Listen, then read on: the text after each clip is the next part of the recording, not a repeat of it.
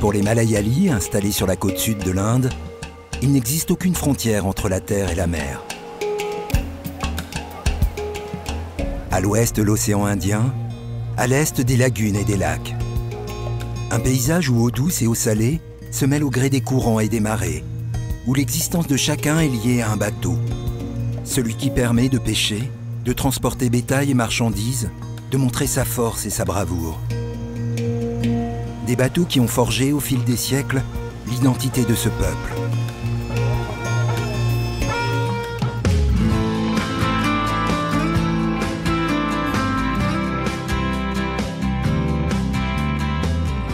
Toute ma vie, j'ai navigué au grand large.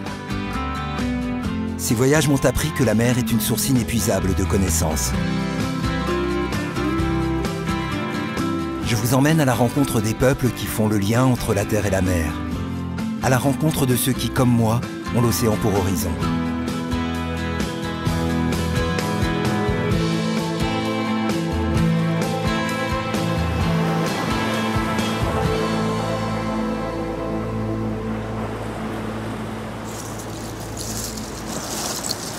Allez.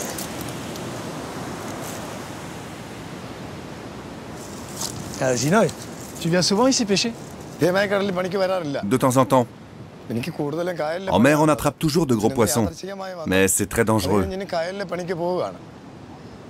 Pour te dire la vérité, l'océan me fait peur. Je préfère pêcher dans la lagune.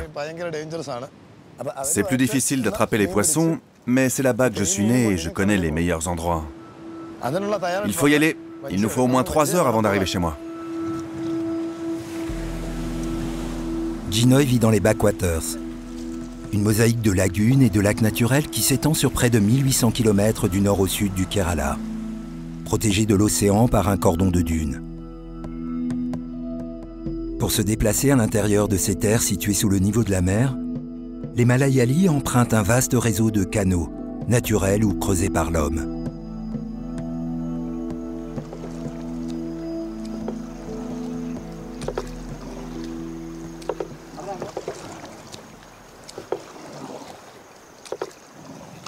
Tu vois, Marc, dans cette région entourée d'eau, on ne pourrait pas vivre sans bateau.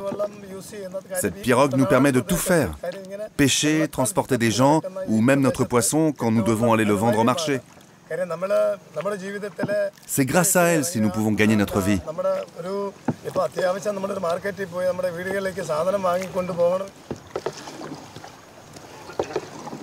Et en fait, ça fait partie de votre mode de vie. Les Ketuvalam font partie de notre monde depuis que l'eau nous entoure.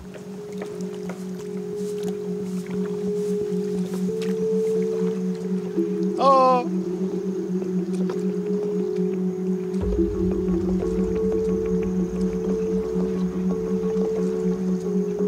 Allez, ah! C'est dur là. Allez, Duner! Oui? Faut y aller là! Approche-toi de la rive. On est dans la prairie là. Et comment tu fais là pour avancer là? Allez! Allez! Pagaie plus fort! Ah, vache.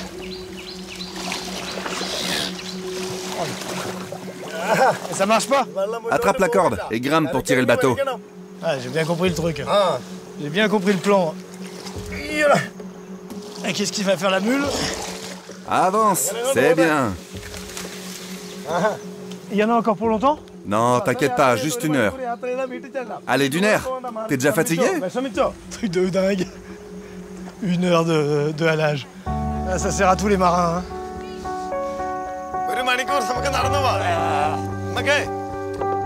Au fil des siècles, les Malayali ont aménagé les backwaters.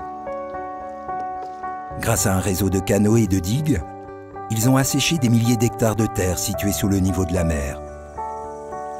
Sur ces parcelles, ils cultivent du riz et installent leurs habitations sur des îlots surélevés pour se protéger des crues en période de mousson. Voici ma maison. Ah, super. Enfin.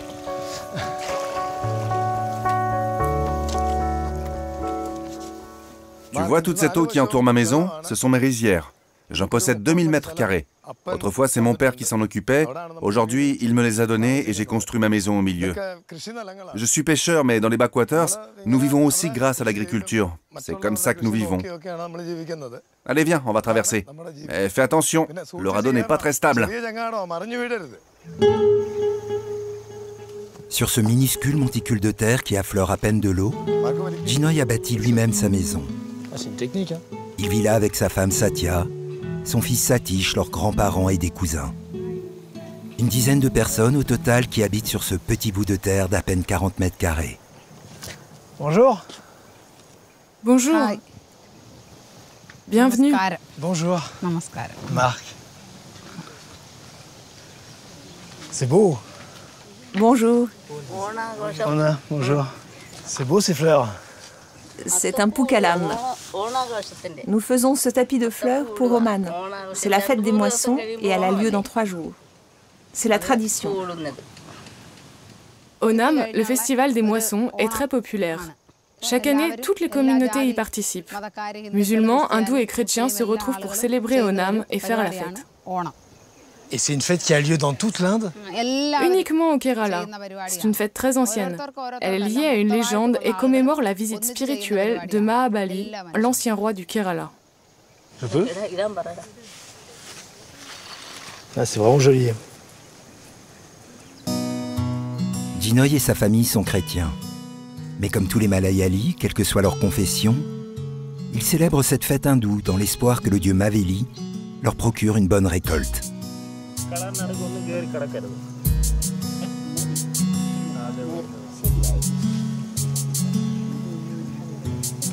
L'Inde, le pays de la couleur. Qui s'envole. Ah, C'est tout mélangé. c'est le bazar chez toi. Regarde, là, c'est bien. Attends, on va essayer de remettre les choses là. Ouais.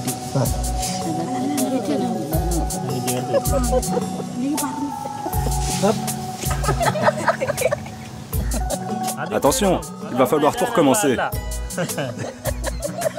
Hé Marc, tu m'accompagnes chez Subhash le menuisier? Il me construit une pirogue de pêche. Un nouveau bateau, ouais, ça m'intéresse. J'arrive. Nandi. Nandi. Nandi. Nandi.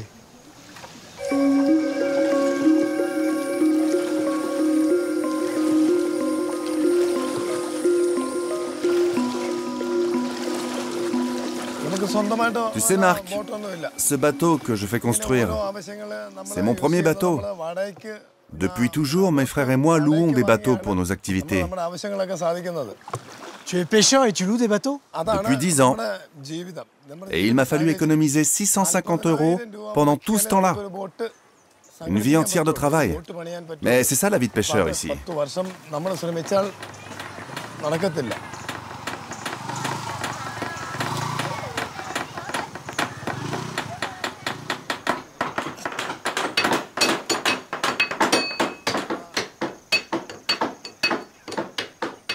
Marc, voilà le bateau.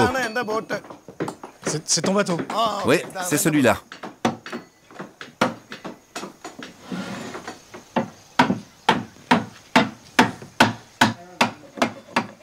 Subhash, tu auras terminé quand? J'aurai bientôt terminé. Je dois encore finir d'ajuster le plancher et graisser la coque avec une pâte de charbon et de l'huile de poisson.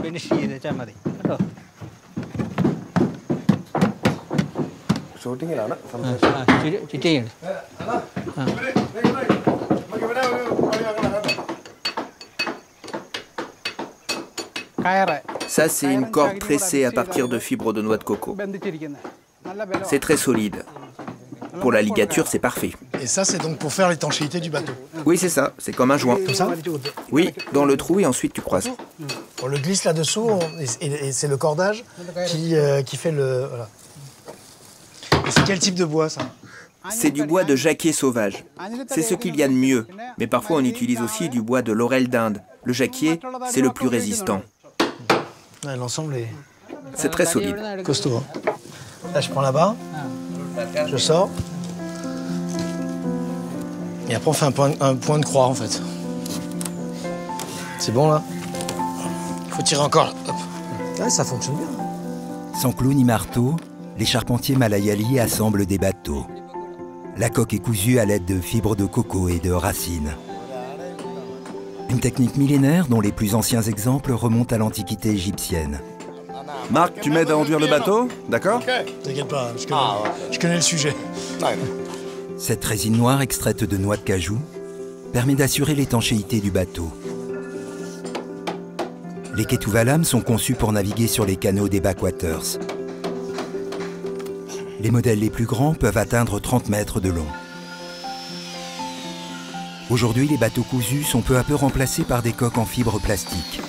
Mais les Ketouvalam restent un élément central de la culture et de l'histoire des Malayali. Ginoy me conduit au bord de la rivière Pampa. C'est là que se déroule le dernier entraînement avant la course des bateaux serpents. C'est l'événement le plus important des backwaters. Marc, ces entraînements, c'est capital pour gagner la course. Tous les villages y participent et possèdent leur propre bateau. Il y a différentes catégories. Les Chundan sont les plus grands. Ils embarquent jusqu'à 100 rameurs. C'est la catégorie la plus prestigieuse.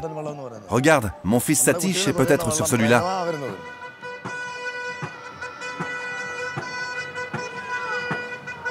Et ça, c'est un Chundan? Oui, c'est un Chundan Valam. C'est vraiment grand. On dirait des bateaux vikings avec l'avant qui remonte comme ça et la personne qui est tout en haut là. C'est incroyable.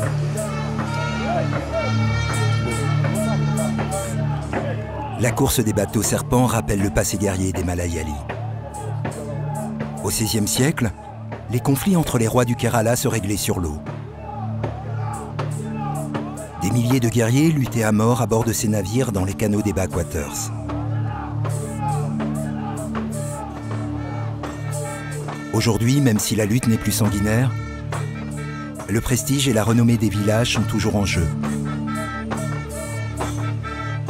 Le Chundan mesure jusqu'à 50 mètres de long et embarque 110 personnes, dont 90 rameurs. Les plus forts sont toujours placés à l'avant.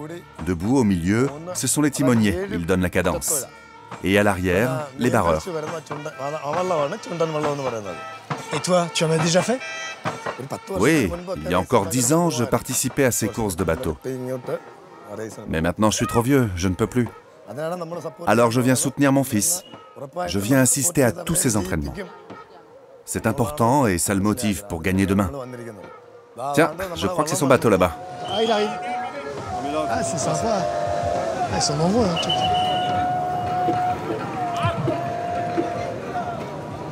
Marc! Hé Marc, tu viens? je peux monter à bord? Je suis vraiment content. Allez, il faut y aller là. Merci.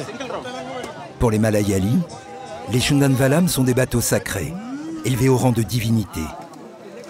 Et seuls les hommes d'équipage sont normalement autorisés à monter à bord, et toujours pieds nus en signe de respect.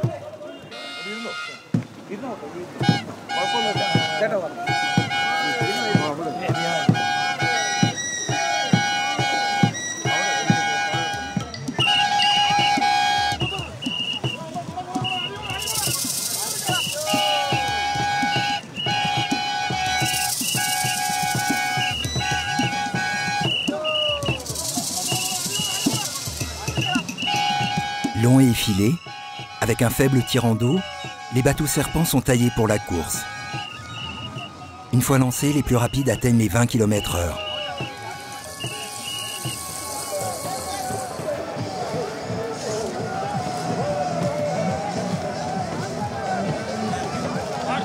Marc, ça t'a plu? C'était super rapide. On est projeté en arrière et les rames. C'est physique, hein? Et ce que j'ai trouvé fou, c'est toute l'eau qui rentre. Oui, c'est impressionnant, mais c'est comme ça à chaque fois, et il n'y a aucun danger. Ça ne se retourne pas. Si tout le monde paille en rythme de chaque côté, le bateau reste stable, et malgré l'eau à bord, il ne chavire pas. Ah, c'est quelque chose. Hein.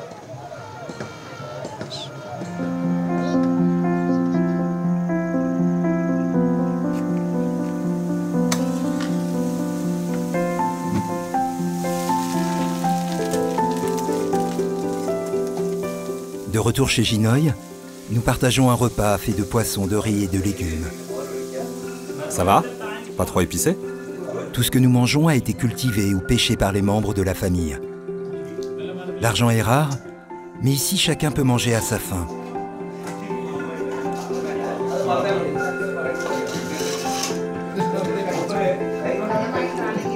Ne t'inquiète pas, Marc, tu te débrouilles très bien.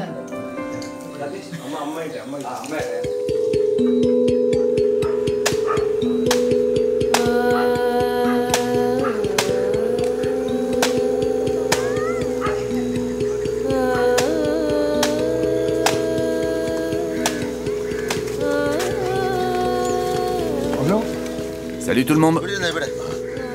Ce matin, nous partons pêcher dans la lagune avec Jinoy, son fils et 2 de ses cousins. La pêche comme les travaux agricoles se font toujours en famille.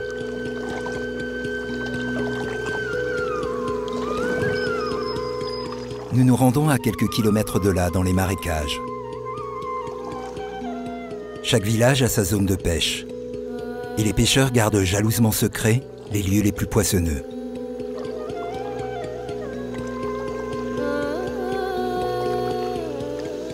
Tu sais Marc, tous les canaux ici sont alimentés par de l'eau douce. Elle est douce, mais pourtant la mer est à une vingtaine de kilomètres. C'est parce qu'au niveau de l'estuaire, le sable forme une barrière naturelle entre la mer et la lagune. Donc, l'eau des backwaters ne se mélange pas avec celle de la mer. Et comme c'est de l'eau douce, il y a aussi beaucoup de végétation. C'est ça qui attire les poissons, sauf pendant la saison des moussons, car c'est la période où les poissons se reproduisent. Dans ces moments-là, on pêche peu, et de façon sélective, pour laisser aux poissons le temps de grandir.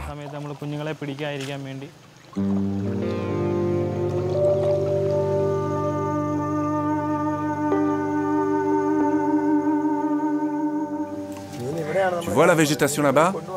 C'est là qu'il y a beaucoup de poissons.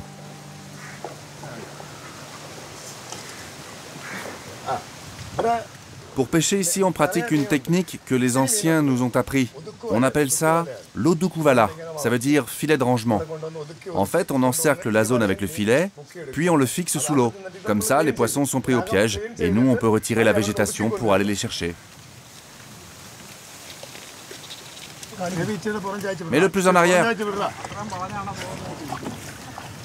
Ginoy, c'est fini. Ouais, c'est bon là. Ça y est, le filet est bien placé. On va le fixer d'un bout à l'autre sur la rive.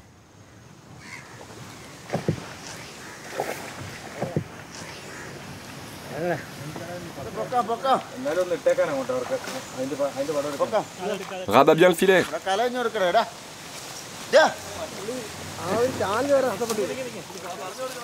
C'est bon. Il est fixé. L'odakuvala se pratique à la fin des moussons, lorsque la lagune est recouverte par la végétation. Les poissons trouvent refuge et nourriture dans les plantes aquatiques. Il faut les capturer à la main, un par un. Une technique de pêche particulièrement difficile et physique.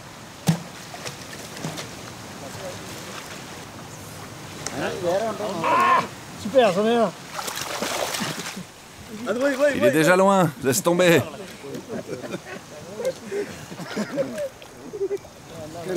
Il y en a d'autres, des grands.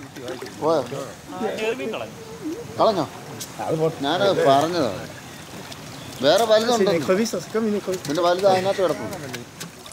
On a déjà pas mal de choses, mais tu vas voir. Quand on aura fini de ranger notre filet, il y en aura beaucoup plus.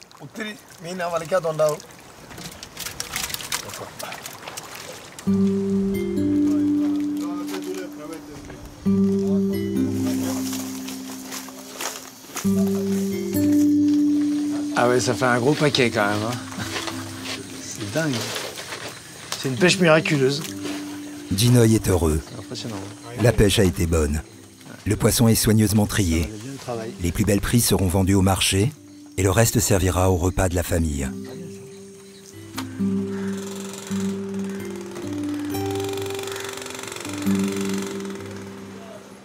Au petit matin, nous nous rendons à Changanassery, à une vingtaine de kilomètres de chez Jinoy.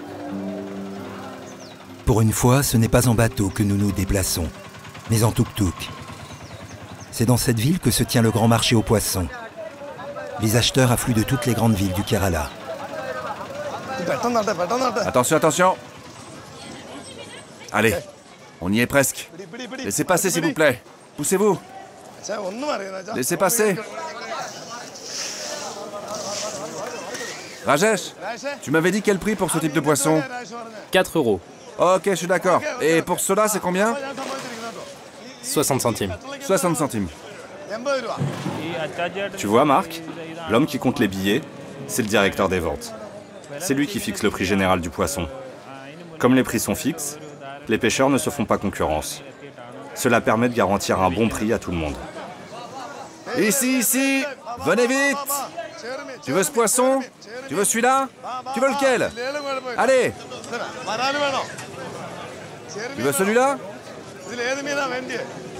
Ah, c'est super. Un super vendeur.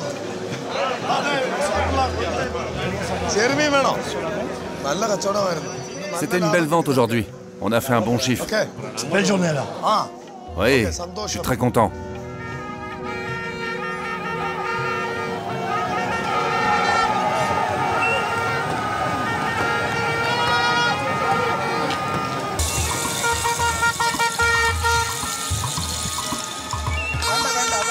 Les bruits du marché sont soudain recouverts par le son strident des sifflets.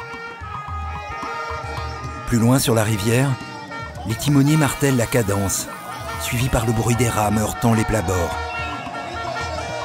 La course des bateaux serpents a déjà commencé, souvent avec elle la ferveur du public. Dans quelques instants, Satish s'élancera au son du Vinci Patu, le cantique des bateliers.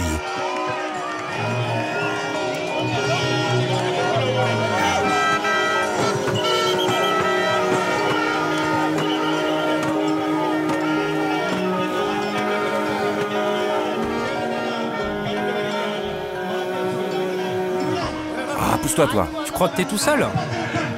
C'est ceux sur le côté qui vont gagner là. Là, il y a tout le monde se lève. Ah, c'est incroyable.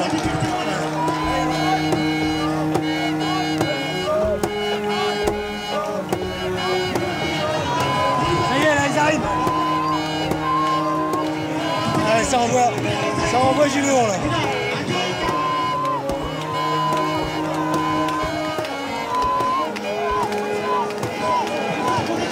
Là, c'est du vrai. Là, c'est un match. Là. Ça va jouer à 1 mètre. À 1 mètre.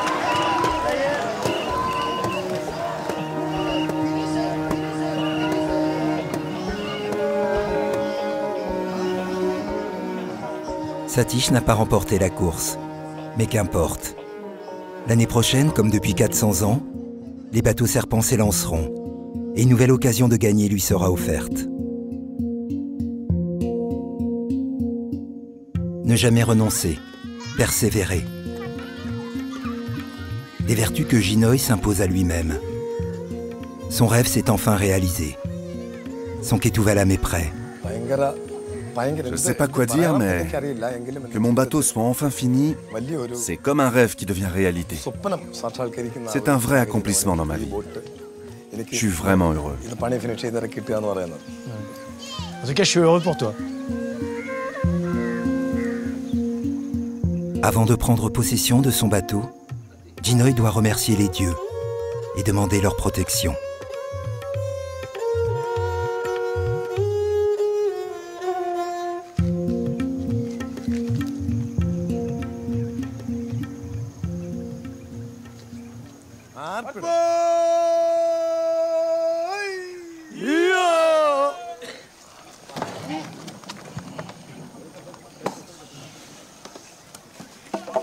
Yes! Super!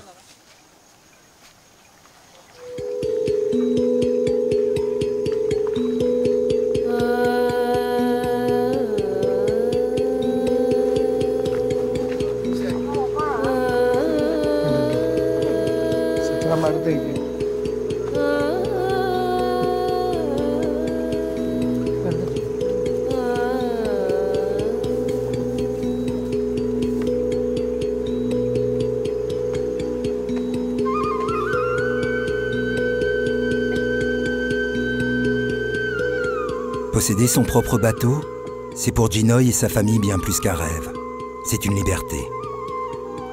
Celle de pouvoir vivre sur la lagune, de faire partie de ce peuple qui fait le lien entre la terre et la mer.